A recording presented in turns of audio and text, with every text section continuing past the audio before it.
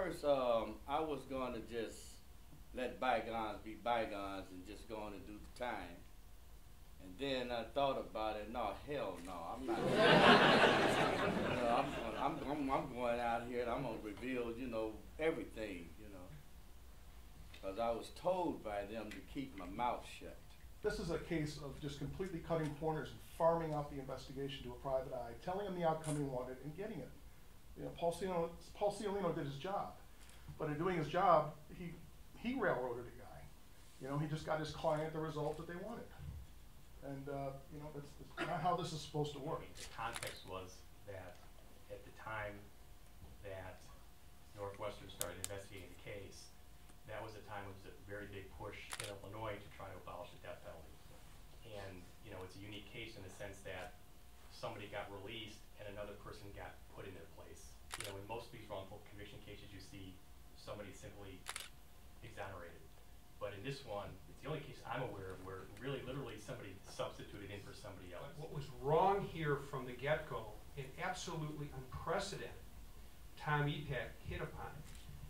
If you see a video on television, you don't release a guy from custody in 48 hours without determining the authenticity, the circumstances surrounding the alleged confession, and do a thorough investigation before you make a decision to release someone from jail.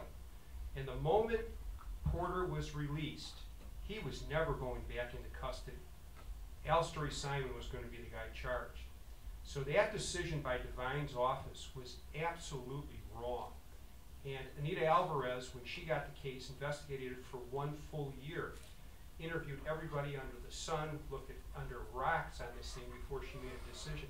That's the type of investigation that should have been done when this confession to Ciolino first surfaced. And nobody was listening. We couldn't get anybody to just kind of like hear the other side of the story. And so essentially, Shawn and I had to become the media. I mean, we made the movie really trying to get some light. And Terry Ekl and Jim Sotos had worked on the case for almost 10 years, and legally they kept getting roadblocks. So we really became the media and used the movie to draw attention to the case. That led Eric Zorn, who you saw in the movie, to kind of, he wrote some articles in the past year saying maybe we need to take another look at this.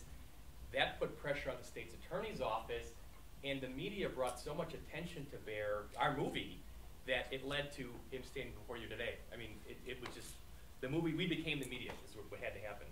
I was expecting to be there at least until maybe 2017, because the way the courts had disrespected me when I filed a pro se petition and then my attorneys filed, and we wasn't getting any kind of relief. So, I didn't think that it would even escalate, to this level.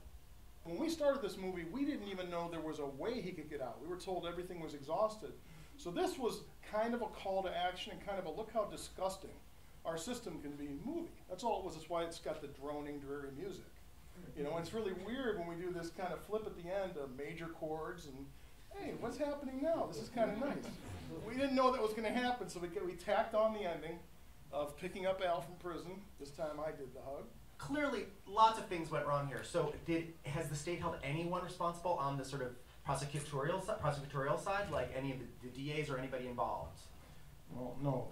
The state's language in releasing this, they placed an awful lot of blame on Northwestern University and what was then called the Innocence Project, which, by the way, has absolutely nothing to do with the Yeshiva University, New York,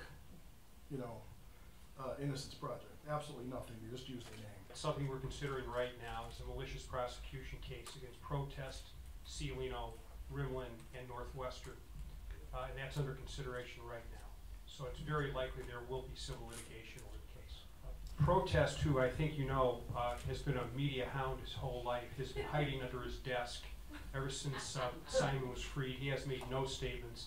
Ciolino refused to cooperate with the investigation that was done by the state's attorney's office, but released just a written statement to the media basically saying he did nothing wrong and Simon confessed and he's sure he's got the right guy. At first I was very bitter.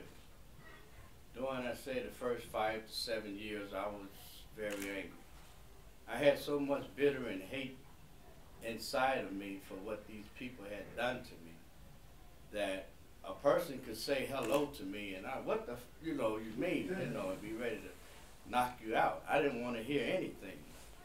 But then I learned, that you can't walk around with hate built up inside of you. You've got to let that go. Otherwise, it can lead to your own self-destruction. It can cause you all type of physical problems, like high blood pressure, nervousness, and conditions, and so forth. And then, when